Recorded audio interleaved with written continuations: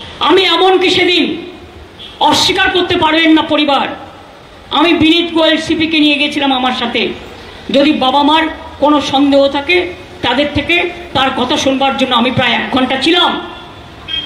আমি এটাও বলেছিলাম যে দেখুন আমাদের একটা কর্তব্য আছে, মেয়েটি তো আর ফিরে আসবে না, ওর নামে যদি আপনারা কিছু করতে চান করতে পারেন, যা টাকা লাগবে আমি দেব, যা টাকা লাগবে আমি দেব, যা টাকা লাগবে আমি দেব। একটা কম্পেনসেশন যারা বলছেন কম্পেনসেশন দেওয়ার কথা তাদের বলে রাখি, এটা আমার বলা আছে।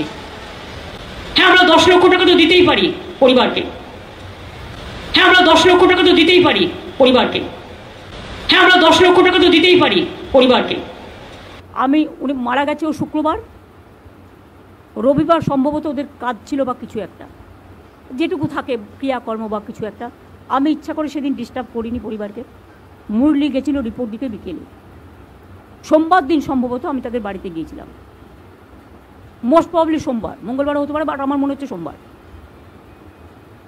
সোমবার দিন গিয়ে আমি ডিটেলস তাদের জানাই বাবা মাকে, সাথে আমার সিপিকেও নিয়ে যাই, এবং আমি তাদের কি কি অভিযোগ আছে সবটা সিপিকে রেকর্ড করতে বলি।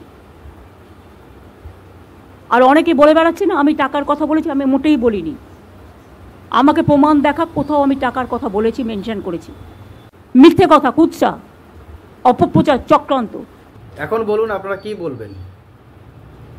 মানে একজন মুখ্যমন্ত্রী ঘটনার আগে যে কথা বললেন, ঠিক আজকের যেটা কথা, আজকের কথায় তিনি পুরো পাল্টি মেরে দিলেন।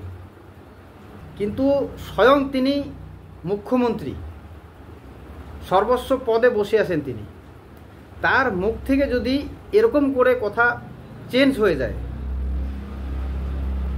ঘটনার পরের যে কথা, সেই কথাতে তিনি পরোক্ষভাবে টাকার উল্লেখ করেছেন, কিন্তু আজকের যে তিনি নবান্নতে বললেন, এটা তো সরাসরি মিথ্যা।